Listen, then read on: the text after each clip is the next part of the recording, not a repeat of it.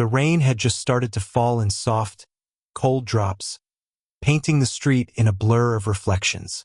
I was leaning against my car, the engine still warm beneath my fingertips, when I saw her, standing there at the edge of the sidewalk, soaked but smiling like it didn't matter. Her eyes locked onto mine, wide and hopeful, and before I could even say anything, she asked, "Got room in your car? Can I hop in?" There was something in her voice, uneasy yet trusting, that made me want to say yes right away. I didn't hesitate. "Let's go somewhere," I told her, voice low, almost a whisper against the hum of the wet city around us. "Somewhere just you and me." She hesitated for a heartbeat, then climbed in. The door clicked shut behind her, sealing us into a small world, a bubble of quiet and tension amid the storm outside.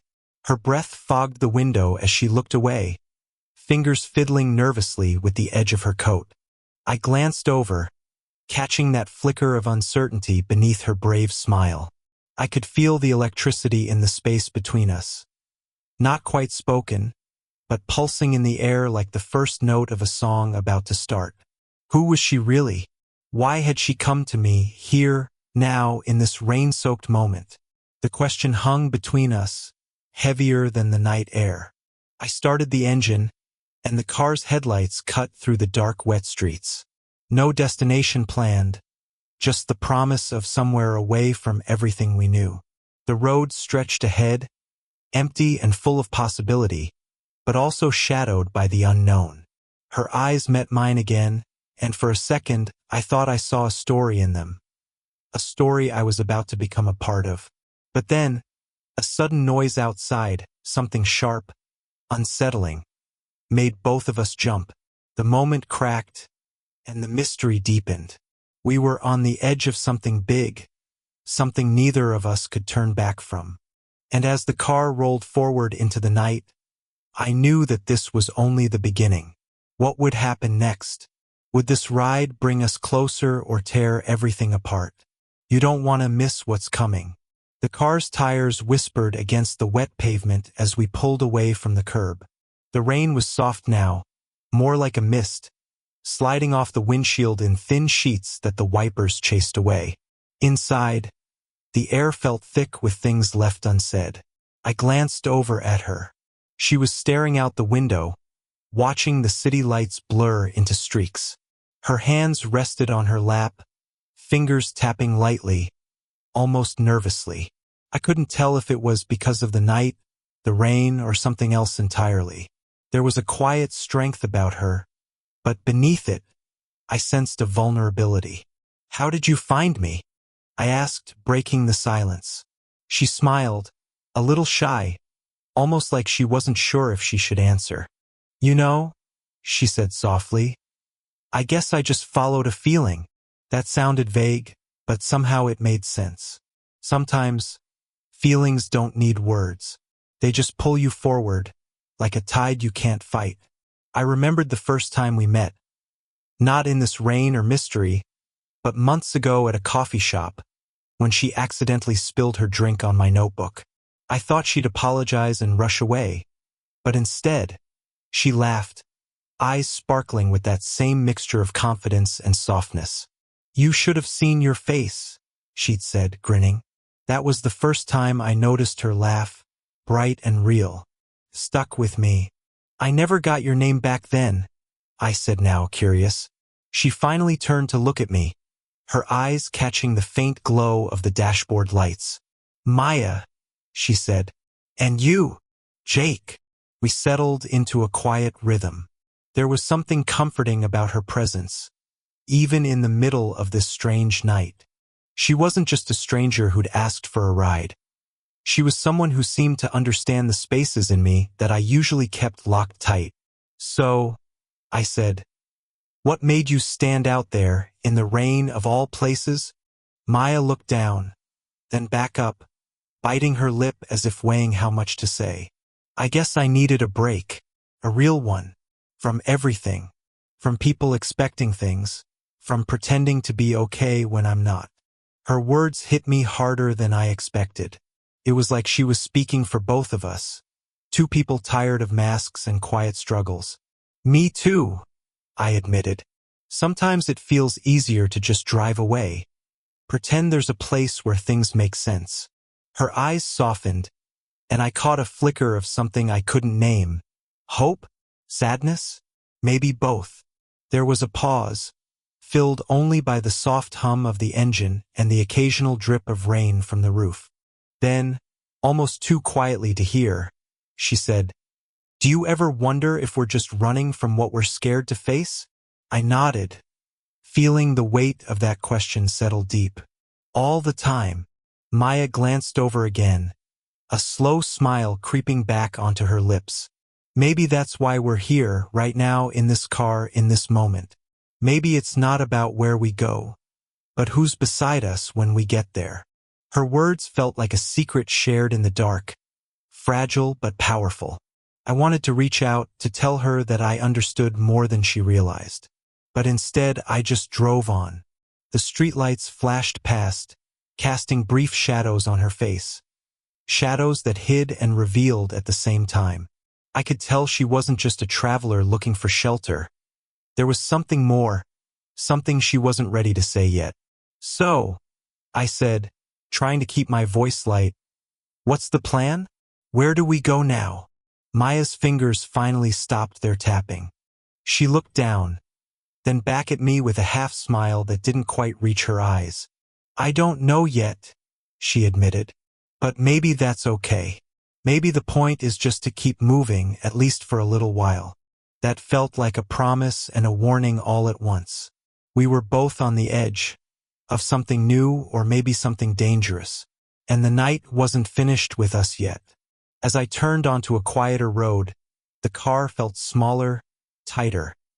Like the space between us was shrinking, filled with questions, fears, and a quiet hope neither of us dared speak aloud. The rain started again, softer this time, a gentle rhythm that matched the pounding in my chest. I stole one more glance at Maya. She was watching the road ahead, lips pressed together, eyes sharper now, like she was preparing for whatever was coming next.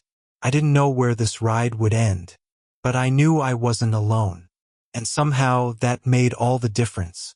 The city behind us faded into darkness, and the road ahead twisted into mystery. And just like that, we were both caught between what we were running from and what we might find if we dared to stop. The road curved gently ahead, wrapped in shadows and the faint glow of distant streetlights. Inside the car, the silence stretched between us, comfortable and charged all at once. I kept my eyes on the road, but my mind was tangled in the way Maya's presence filled the space.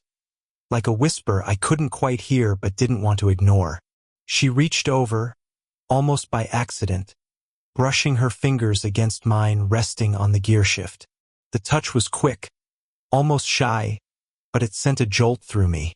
I looked over, catching her eyes wide and searching, like she was asking a question without words.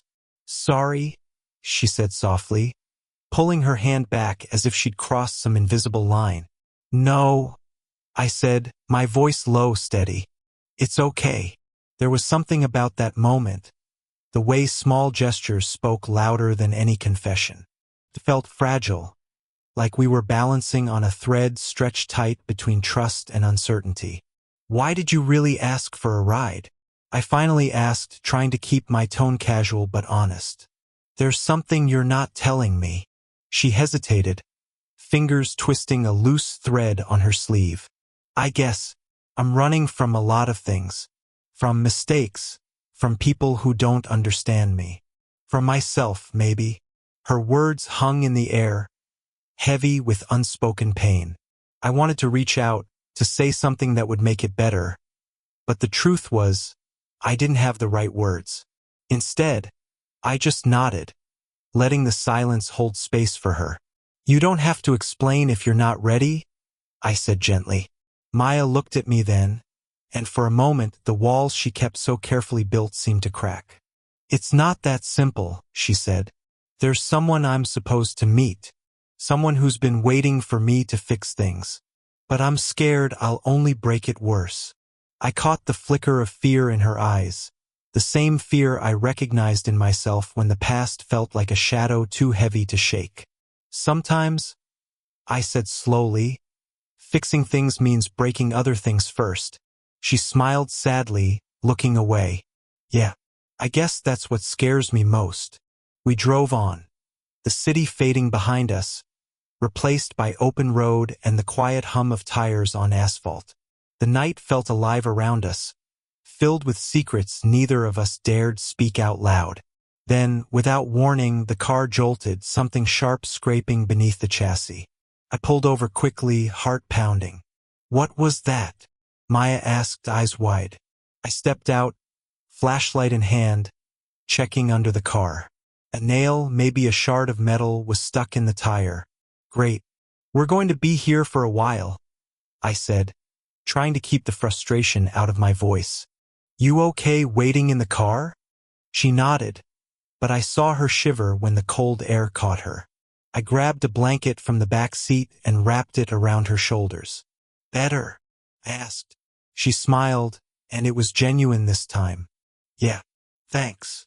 We sat there, the car quiet except for the rain now pattering steadily on the roof. In the dark, close and warm under the blanket, something shifted between us. She leaned a little closer, and I felt the weight of the moment pressing down, like everything was waiting to spill over. Do you ever regret taking risks? She asked suddenly, voice barely above a whisper. I thought about it. Maybe, but some risks are worth it, even if you don't know where they'll lead.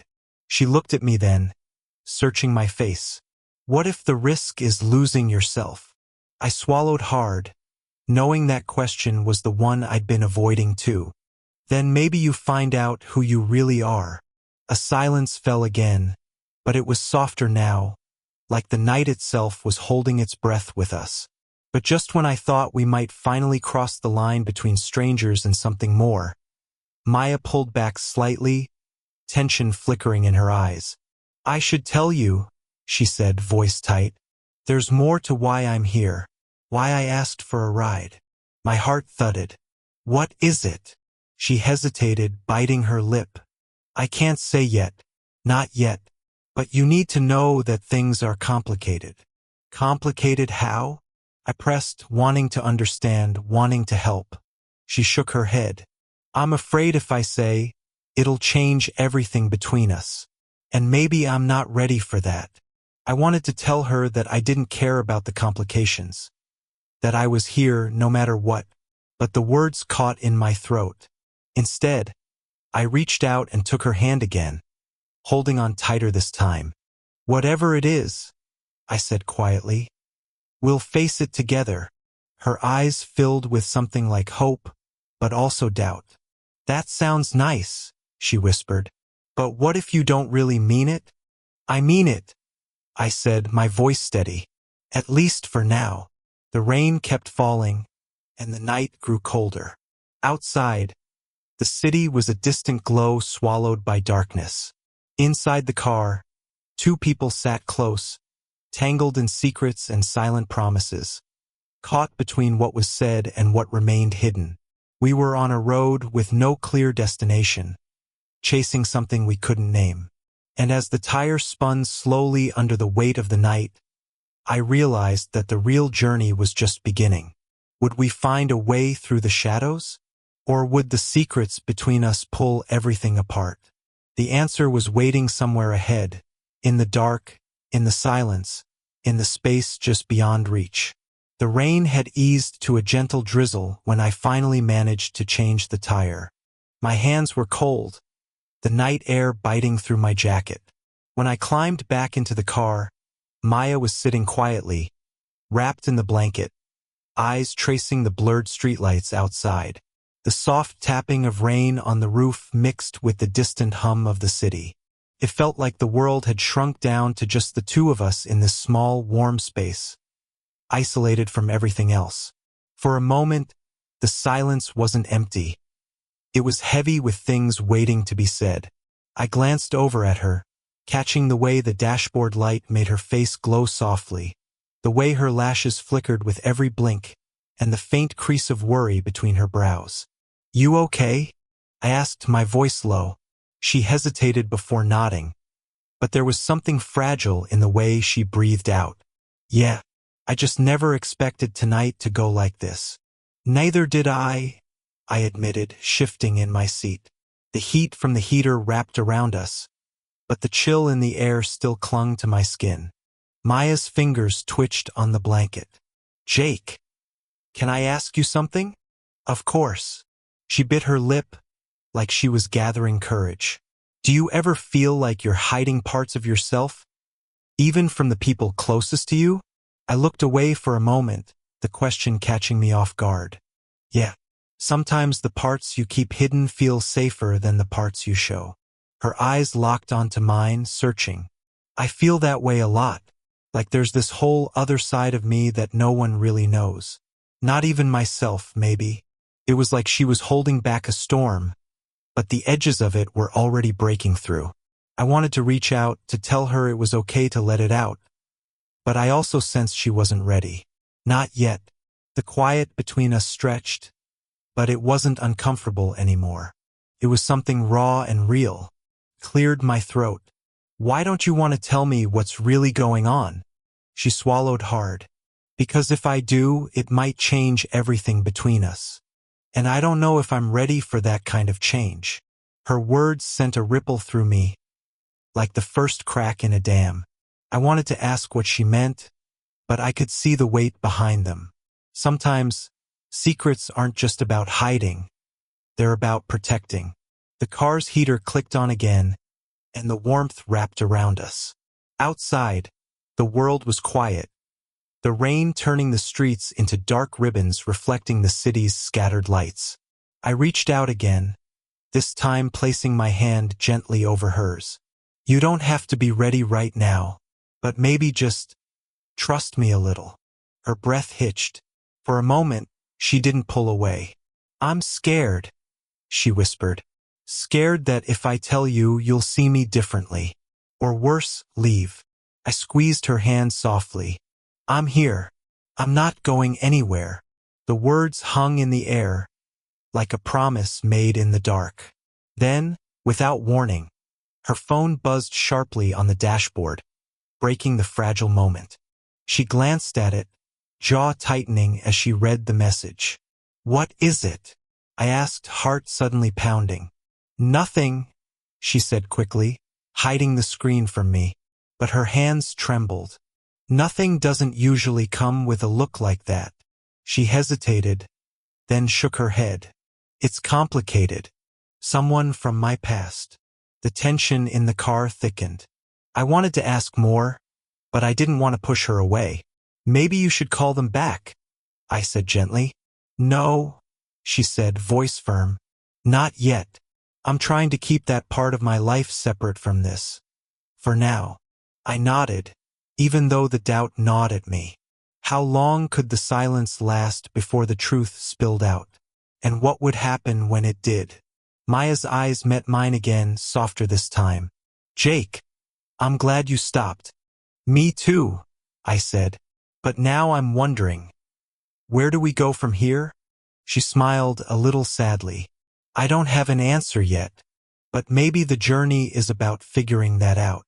The city lights flickered as we drove on, and the night seemed to hold its breath with us, caught between what was said and what was waiting to be revealed. I stole one more glance at Maya. Her face was quiet, almost peaceful, but I could see the storm beneath the surface. The fear, the hope, the uncertainty. We were on the edge of something real and fragile, balanced between trust and doubt, between running away and facing what comes next. And as the road stretched ahead into the unknown, I knew one thing for sure. This night wasn't over. Not by a long shot.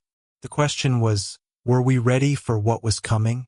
The road ahead was quiet, lined with tall trees that whispered in the wind, their shadows stretching across the wet pavement like fingers reaching out.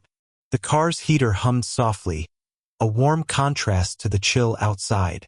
Maya sat beside me, wrapped in the blanket, her gaze flickering between the window and the dashboard. like she was caught between the present and some distant thought. Just as I was about to break the silence, her phone buzzed again. Louder this time, sharper. She glanced at it quickly, her face tightening like she'd been punched. "Who is it?" I asked carefully, watching her closely. She hesitated, fingers trembling slightly as she silenced the phone. "It's someone I thought I left behind," she said, voice barely above a whisper. My heart tightened. "You don't have to tell me if it's too much." She shook her head, biting her lip. "No, you deserve to know. But it's complicated." The way she said it made me brace for something I wasn't ready for. Before I could ask more, the phone buzzed again. A call this time. Maya's hand hovered, frozen above the screen. "Do you want to answer it?" I asked, trying to keep my voice steady. She looked at me, eyes wide, torn. "I don't know." The tension between us thickened, almost suffocating. Finally, she pressed decline and slipped the phone back into her coat pocket. "I'm sorry," she said, voice cracking. "I didn't want this to come between us." I reached out, resting my hand over hers. "It's not coming between anything unless you let it." For a moment, we sat there, the warmth of the car contrasting with the cold storm of emotions swirling between us. But then, out of nowhere, the car's headlights caught a figure stepping onto the road ahead. I slammed the brakes, heart pounding. Maya gasped, clutching my arm. "Who is that?" I squinted through the rain. The figure stepped forward, a man's silhouette against the dim streetlight. He raised his hand, not threatening but urgent. "Jake," Maya whispered, voice trembling. "That's him." My breath caught. "Him?" She nodded, eyes wide with fear and something else I couldn't name. The man's figure grew clearer as he approached the car. When he reached the window, I rolled it down just a crack. "We need to talk," the man said, eyes locked on Maya. "It's important." Maya's hands clenched into fists. "Not here," she said firmly. "Please." He looked at me, then back at her. "It's about what you left behind. About what you're running from." My heart sank. Whatever this was, it was bigger than either of us had imagined. "I think we need to go," Maya said, voice shaking but determined. I nodded, hitting the gas gently, pulling away from the man's outstretched hand. The car accelerated, tires skimming over the wet road. Maya exhaled sharply, then turned to me. "I should have told you sooner," she said, voice heavy. "But I was scared you wouldn't understand." "Try me," I said, keeping my eyes on the road but feeling the weight of the moment. She swallowed hard. "The man you just saw, his name is Eric. He's someone from my past, someone I thought I left behind." I tightened my grip on the steering wheel. "What kind of past?" Maya hesitated, eyes distant. "A messy one. One with mistakes and promises broken. I was supposed to meet him tonight to fix things. But when I saw him, everything changed." "Why?" I asked gently. "Because part of me doesn't want to fix it. Part of me just wants to run." Her confession hung in the air like a storm waiting to break. I glanced over at her, seeing the fear and doubt swirling in her eyes. "You don't have to run," I said. "Not tonight." She looked at me then, searching for something. Hope, maybe, or reassurance. "I don't know if I'm ready for that," she whispered. The car fell silent again. The only sounds the steady drip of rain and the hum of the engine. Suddenly, my phone buzzed in my pocket.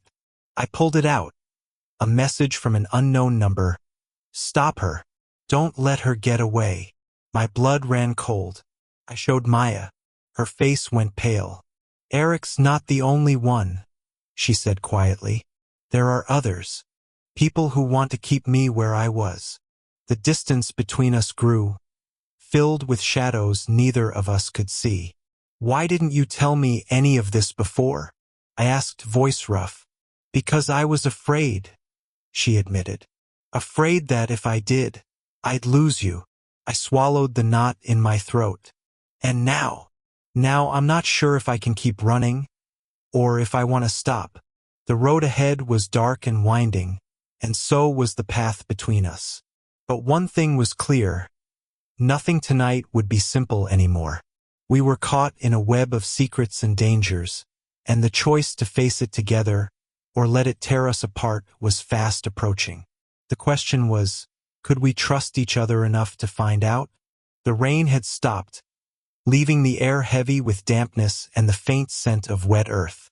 The car's headlights cut through the thick darkness as we drove deeper into the night, away from the city lights and the man who had suddenly crashed into our fragile bubble.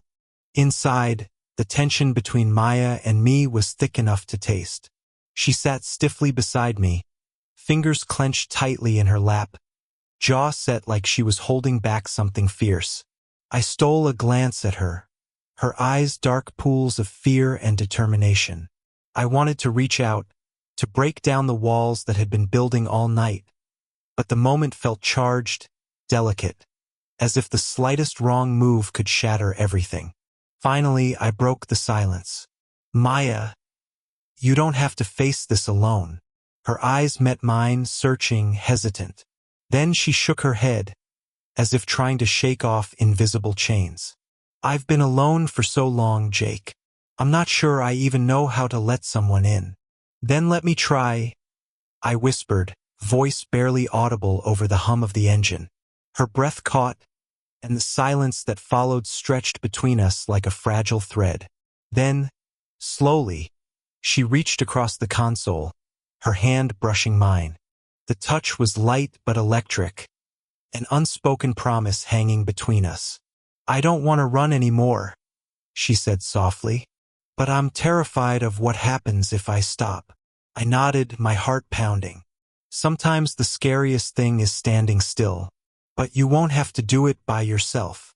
We drove on, the road winding like a question mark into the unknown.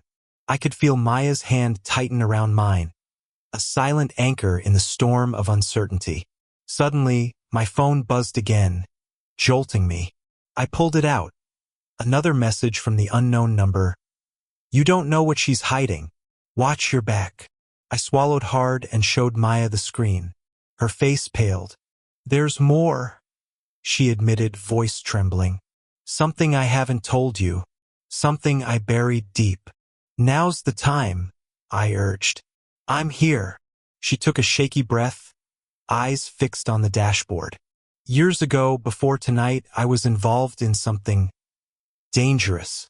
I thought I left it all behind, but it's not that simple. Eric is connected, but there's someone else, someone who doesn't want me free. The weight of her words crushed the air between us. I swallowed the knot rising in my throat. Who? She hesitated, then whispered, My brother. The silence hit like a punch. My brother, I repeated, stunned. Yeah, she said, voice breaking. He's tangled in things I can't explain, things I tried to protect you from. But he's the reason I'm running, the reason Eric found me. I didn't know what to say.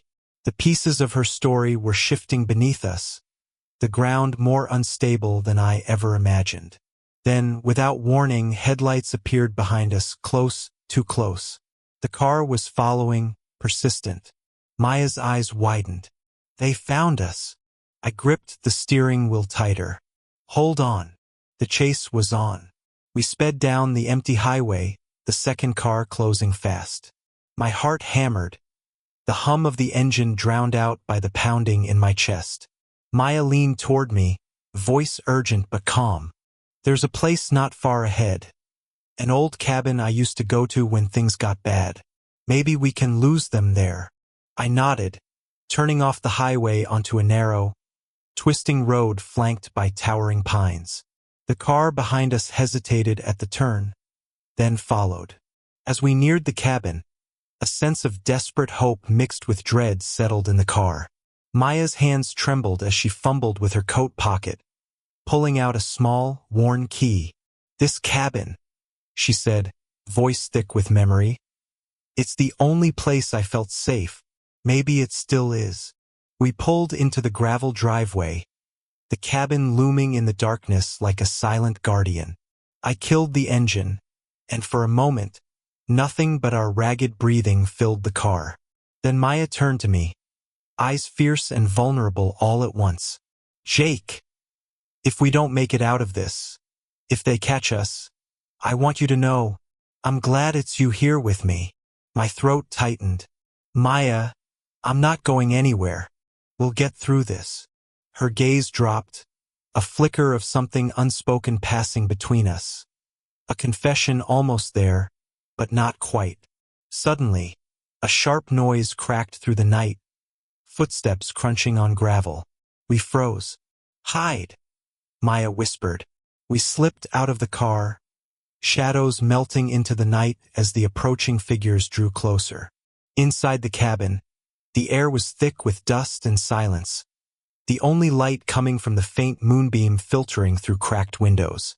We barricaded the door and pressed our backs against the wall, breaths shallow, hearts pounding in sync. The footsteps stopped outside.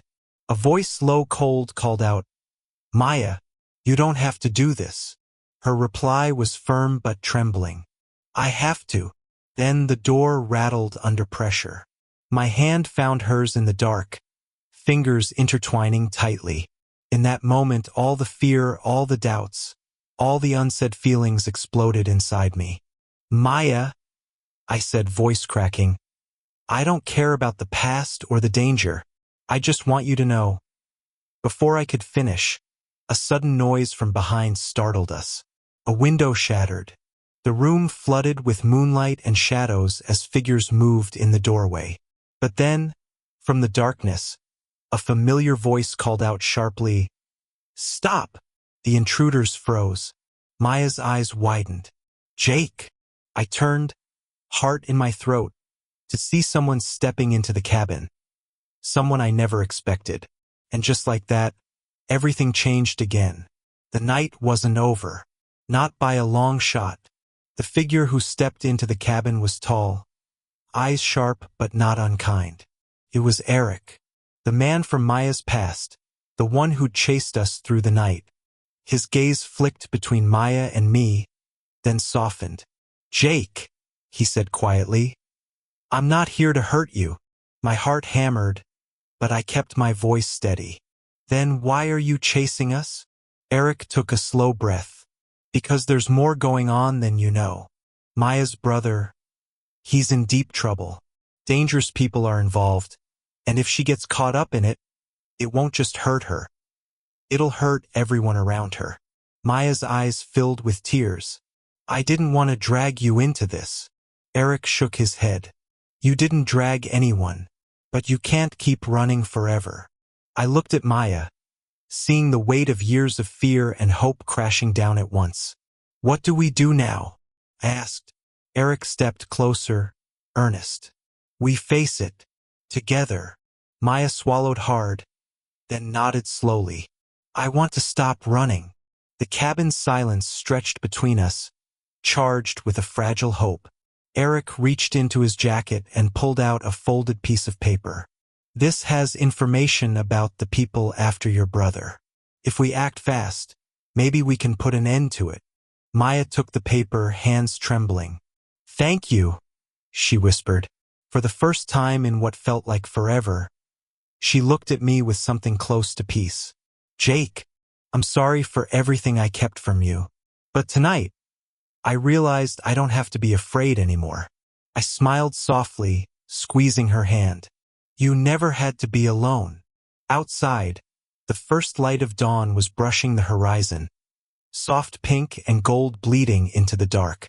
We left the cabin together, a strange trio bound by past shadows and the promise of a new day. Over the next days, with Eric's help, Maya faced the tangled mess her brother had left behind. It wasn't easy. There were moments of fear, anger, and heartbreak. But each step forward was a choice to reclaim her life.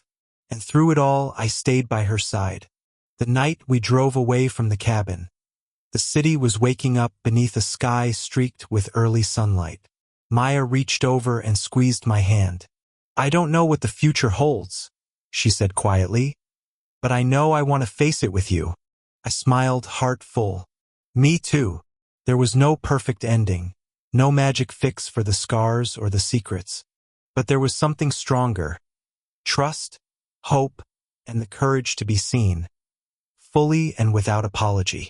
As the car rolled forward, windows down to catch the fresh morning air, I looked over at Maya, the person who had once been a stranger asking for a ride, and now someone who held a place deep inside me. And I knew whatever came next, we wouldn't be running anymore. We were finally going home.